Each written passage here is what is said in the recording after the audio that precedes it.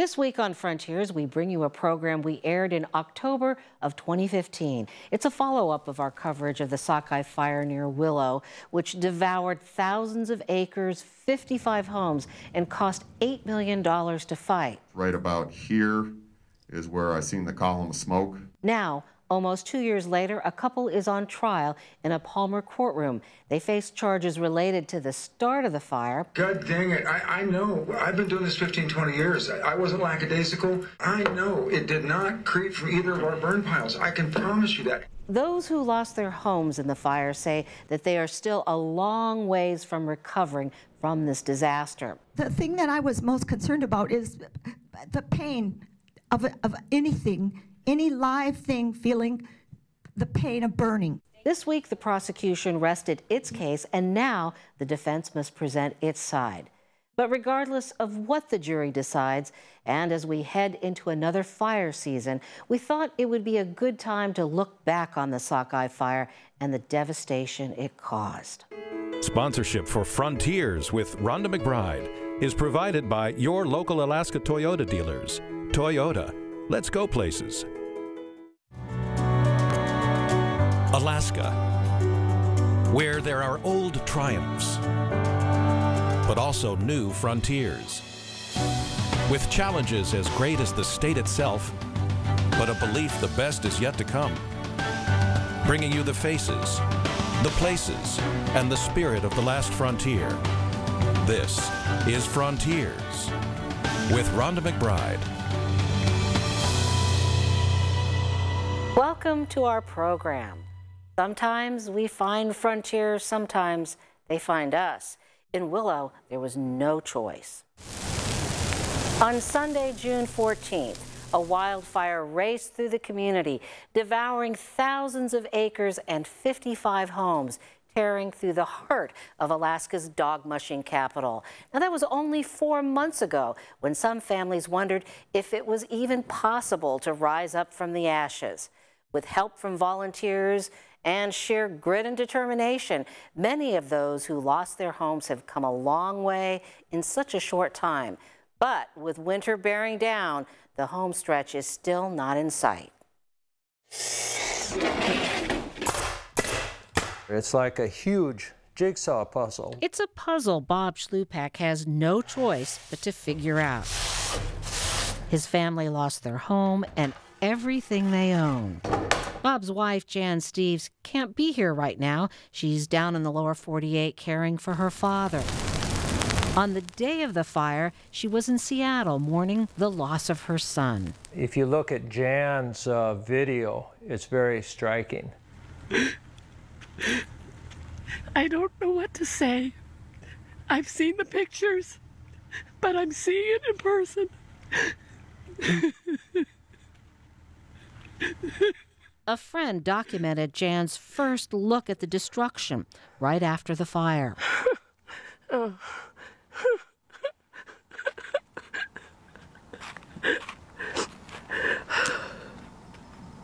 This is our house. Bob's snow machine that he groomed all the trails with. An Alaskan dog mushing dream devoured by flames. Believe it or not, we have a lot to be grateful for. On top of that, another painful truth. Oh my gosh. This family had no insurance. This is a project of blood, sweat, tears, and love. The materials and much of the labor have been donated thanks to the Willow Recovery Project. We have families that have no resources whatsoever. Which Krista Fee got rolling on the first day of the fire. It was devastation, absolute, overwhelming, complete devastation. Even strong people sometimes need help. They need someone to tell them that it's going to be okay and to take the step forward that it's going to take to get them back up. We are at 10 o'clock and want to get rolling here. The group, made up of a variety of representatives from relief organizations, churches, and community groups, meets every Tuesday at the Willow Methodist Church. It still needs windows and doors, and before I can move it, I need 80 yards of gravel and a bobcat. Krista keeps track of the needs, and the group tries to find ways to meet them. A total Willow Recovery Team funds available. It's $62,359.91. One of the biggest challenges, steering the cash and donations to the right place at the right time. All I know is there's still a chainsaw sitting in my office that hasn't been used. So. There's no cookie-cutter approach to address all the requests, like what to do with 22 burned-out cars that this property owner once used for parts, now a hazard. Despite all of the challenges, collaboration from churches of different denominations seems to be Willow's saving grace. If we get into certain areas of theology or conversation or even how we practice our faith, we're not going to agree. And we know that, and there are differences. But when it comes to simply loving our neighbors, there's very little discussion that goes into it. And the community followed their lead. Some families loaned out their motorhomes for temporary shelter, even gifted them. Other volunteers mobilized to clear the property. What is it like to have to clear this much debris? It seems overwhelming. It is overwhelming. It takes a lot of people and a lot of equipment. And we need this still to happen at probably 30 more properties.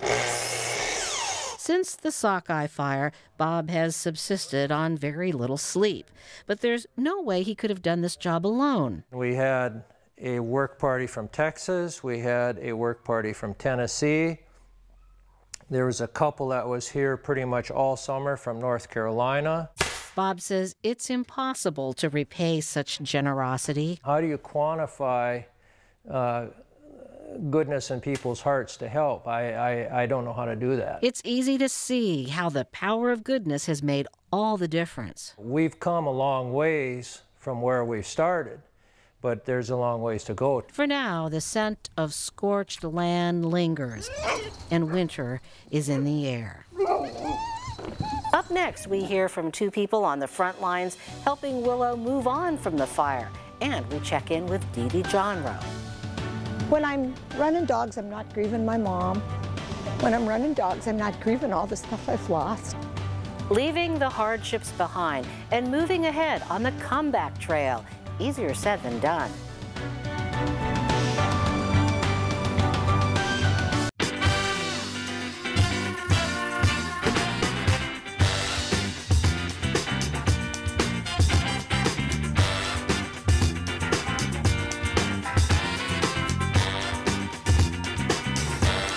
During Toyota time, you can get 0% APR financing on the 2017 RAV4 and over 10 other select models. Offer ends May 31st. For great deals on other Toyotas, visit Toyota.com. Toyota, let's go places. I just want cremation. No hidden costs, no add-ons. Cremation is much more affordable. Dignified, ecological. I just want something basic. The simpler, the better. Cremation sure makes a lot of sense. The Cremation Society of Alaska is now serving families in Anchorage and in the Valley, and we are always on the web at alaskacremation.com. Call us today at 277-2777 or in the Valley 373-8627. Cystic fibrosis is a genetic disorder that attacks children. It used to be a fatal disease, but thanks to better research and treatment, patients are living longer. Many Alaskans fight cystic fibrosis every day. Shoot for the Cure Alaska is there to help fund research and clinical trials. Will you help? Participate in our Shoot for the Cure Sporting Clays event in May. Be a corporate sponsor, share your PFD through Pick, Click, Give, or donate online at alaskacfshoot.org. At ANTHC, we're providing holistic care for the complete health of our people. Our ongoing investment in cutting-edge technology means that a patient can be seen, diagnosed, and treated faster. It means communities can track and respond to changes in their environment. It means our energy is more affordable, our water is cleaner, and our people are healthier. We're working in partnership towards our vision that Alaska Native people are the healthiest people in the world.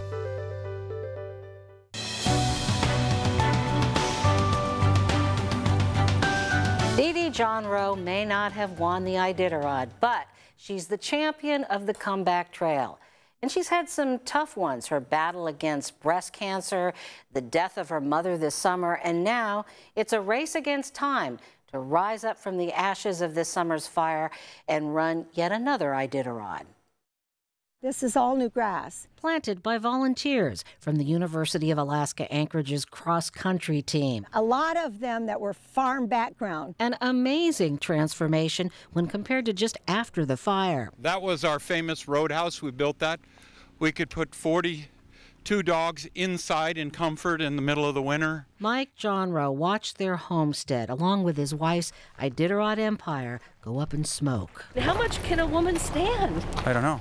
I hope more than this. As it turns out, a lot more. We watch you every year. Thank you. Not long after she signed up for the 2016 Iditarod with her mother, she lost her to breast cancer. How many pounds do you think you lost? Probably at least 20.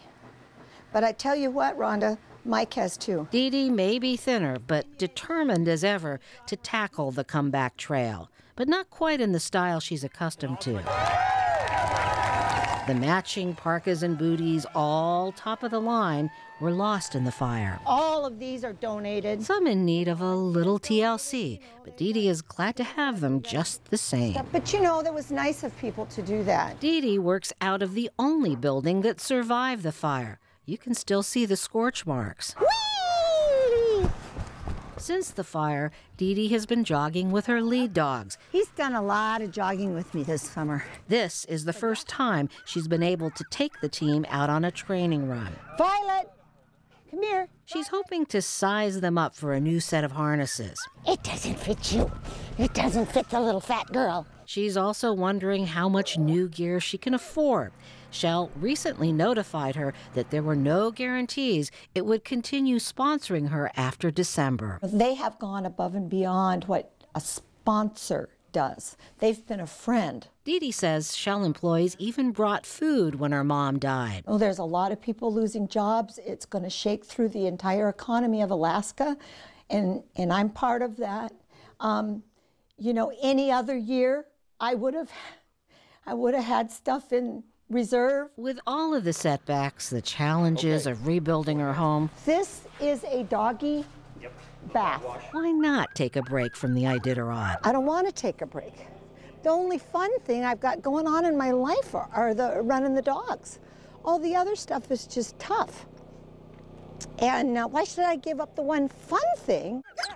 And what's fun for Dee Dee is fun for the dog. Even Lucy, an old rescue dog, is checking out the scene. Straight ahead. Off they go, past stands of burned out spruce. All right. When I'm running dogs, I'm not grieving my mom. When I'm running dogs, I'm not grieving all the stuff I've lost. The comeback trail may be the toughest trail, but as long as you're moving ahead, all right, straight ahead, there's always hope. Got the most beautiful trot I ever saw. Shell has since decided that it will continue to sponsor Dee Dee Johnrow through the end of next year's Iditarod. The company says it's proud to sponsor her. Now, this comes after Shell's recent announcement it's ending its operations in Alaska. Since the early recovery efforts, the summer wildfires have sort of fallen off the radar screen. But with winter approaching, our guests today hope to get us back on track. Joining us, Krista Fee with the Willow Community Rebuild Project, and Alan Budal, who is head of Lutheran Social Services in Alaska. You know, one of the things we just saw was a contrast between Dee Dee Johnrow, who has insurance, and another family that didn't have insurance. So I imagine that you've prioritized those without insurance first in your efforts. We have currently, we're in our phase 1 efforts, and that's dealing with people who had full losses of their homes and did not have insurance. We will, in the near future, once we've handled those people, move on to people who were underinsured and had smaller losses. Well, that is surprising that so many people would not be insured, especially, you know, living out on the edge of the wilderness. But what kinds of things has the Willow Recovery Group been able to do to help people? Our primary objective at this point in time is rebuilding homes, but we are also addressing a lot of cleanup efforts and smaller needs, dog sleds, mushing equipment, winter clothing, things that are needed to get people back to work, sometimes tools, and things like that. Anything people need that is essential before winter comes. Now, Bob Schlupak talked about his own personal experience with the recovery being a jigsaw puzzle. Now, what is it like for a community organization? It's definitely a jigsaw puzzle. There are many organizations that need to be involved. There's a ton of activities going on. We have to have workers in all the right places, materials in all the right places, volunteers in all the right places, homeowners home when they're supposed to be to receive all of those things. It's definitely a lot of different pieces moving at all the time. Well, Alan, what about, you know, the local involvement? I mean, I think Willow has definitely sort of taken the bull by the horns here. Well, one of the things VOAD, which is the Volunteer Organizations Active in Disaster, helped to establish a community based COAD is what we call it, and that's the Willow Recovery Team. And it's important to the resiliency of the community that they work together and rebuild their community one step at a time. Well, Lutheran Social Services has also been working with people in the Card Street fire on the Kenai Peninsula. Can you give us an update on that? Well, yes, we've been working through VOAD, again, working with the families who were burned out in the Card Street fire. Fortunately, it wasn't as many homes as in Willow, and so there's 3 families that have received help in rebuilding. One, the community really helped, one that VOAD and is helping with rebuild, and another one had insurance. Well, Alan, you say that there's still a lot of needs to be met. Can you talk about some of them? Well, you know, we're still very active in the construction, so we still have a need for building materials. Right now, you saw in the video earlier that we have a lot of burned out cars. So we are trying to get a lot of them moved as soon as possible. That's costly. It's very costly. It's price of steel is very low right now, so to get a salvage yard to come out and pick them up just doesn't happen. So we're having to pay for it, and thus we're trying to raise funds to help us get those cars moved. Krista, you have worked very hard to kind of stretch the money that you've raised by getting people to donate. You know, I understand that there's even like an electrician that is donating his services to the rebuild project. What kind of help do you need now? We are actually desperate for a plumber who's willing to donate his time and services. We have a fantastic electrician service, Renco Electric, and they have handled all of our homes free of charge.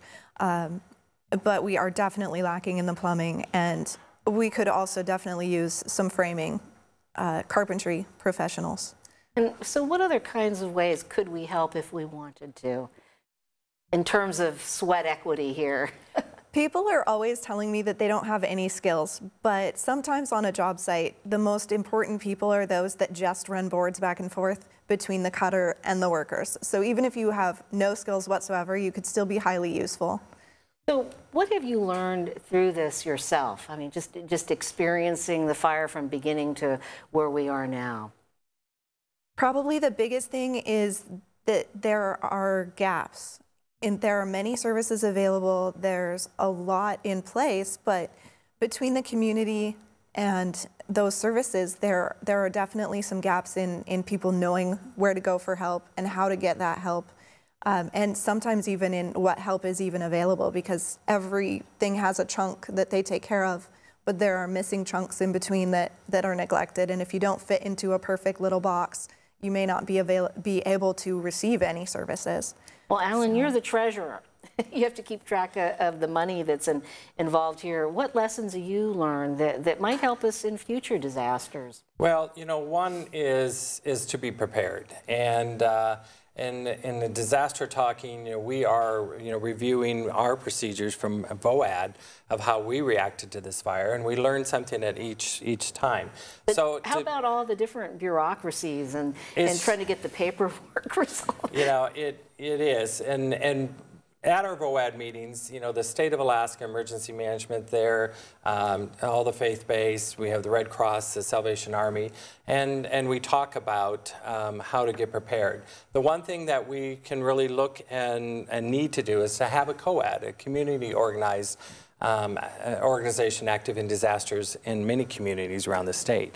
Having that built first, it will make it a lot easier to respond to any long-term recovery efforts in any community throughout the state. Now, we have talked about labor needed, but what about cash? And we have information here that we can put on the screen for you if you want to help. Why is having cash so important, and why will you be needing more of it as the months go on and years perhaps? We're not just building homes. It goes so much deeper than that. A lot of people experience losses in the hundreds of thousands of dollars. They lost garages and vehicles, and everything that they own is gone. So in an attempt to try and put people back at least in a safe and comfortable living environment, we may have to continue looking at needs. All right, well, I want to thank you very much, Krista, and we are going to continue this conversation online. There's much more to say. Up next, we'll get an update on the state's role in the recovery efforts. And remember when we visited the High family back in June? Their home had burned to the ground for the second time in a year. Now the family hopes that the worst is behind them, the best yet ahead. I just want cremation. Cremation specialists in Alaska. Can I have a service before cremation? Our staff is committed to serving your needs. I just want something basic. The simpler, the better. Specializing in simple cremations.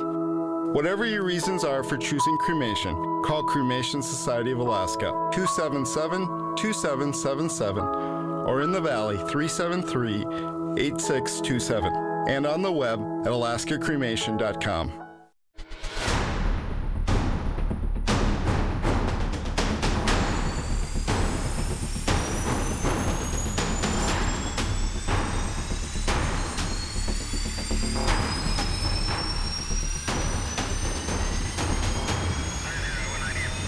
Opportunities present themselves every day.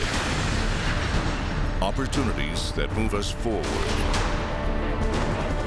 Opportunities to serve part-time in your community.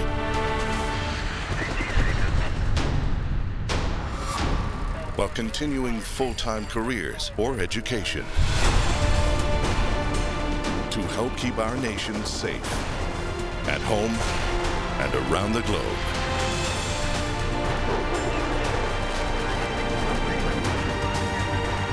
Explore your opportunities in the Air Force Reserve. What is health? It's more than a number on the scale. It's in the water we drink and the air we breathe. It's reflected in our jobs, our climate, and our community. Our health is holistic. Our health care should be the same. At ANTHC, we're providing clean water and sanitation around the state. We're working in partnership to make homes safer, healthcare treatment smarter, and fulfill our vision that Alaska Native people are the healthiest people in the world.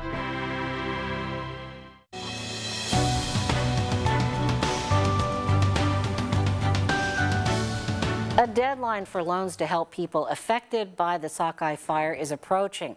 The Small Business Administration is giving low-interest loans of up to $2 million to businesses and nonprofits in need of assistance. The SBA is also loaning up to $200,000 to rebuild homes lost in the fire. Applications for economic injury must be in by May 26th of next year. The deadline, though, for loans to repair physical damages is coming up October 26th. Generally, what people have done is cobbled together a mix of programs, and others have no idea that help is available. And joining us now, Jeremy Zidek with the State Division of Emergency Services. Jeremy, the state has had a lot of disasters this year, it seems like it. Yeah, in the last year we've had about 8 declared disasters. Normally we average a disaster about every 90 days, and that's going back to statehood. So this has been a very active time. Some of them are a little bit smaller, not massive events, and then we see some large disasters like the Sockeye fire. And you know, you had 2 going on almost at the same time, the Sockeye and the Card fire. So what was the state able to do to help people? Well, the state is one of the few states in the nation that has an individual assistance program. It's made up of 2 parts. The individual family grant that goes to help people pay for real property, personal property, medical, dental, funeral expenses, also transportation. And then we have a temporary housing program that can provide housing for homeowners up to 18 months and renters up to 3 months. So those are good safety blankets for people to have. But to have an organization like the Willow Recovery Project or Recovery Team, how do you think they did, and how might it have been different without them? Well, volunteer organizations are critical to disaster recovery. Our state programs and even federal programs have some funding limits to them, and there's a lot of paperwork that's required.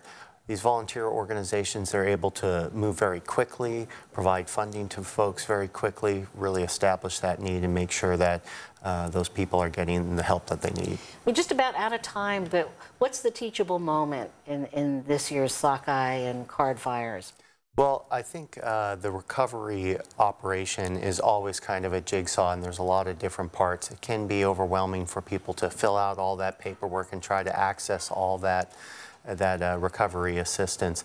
The other thing is to have insurance. That's really the best way to be made whole after a disaster. And a lot of people found out they were underinsured that did. Well, I want to thank you, Jeremy Zidek, for this update on these wildfires this summer.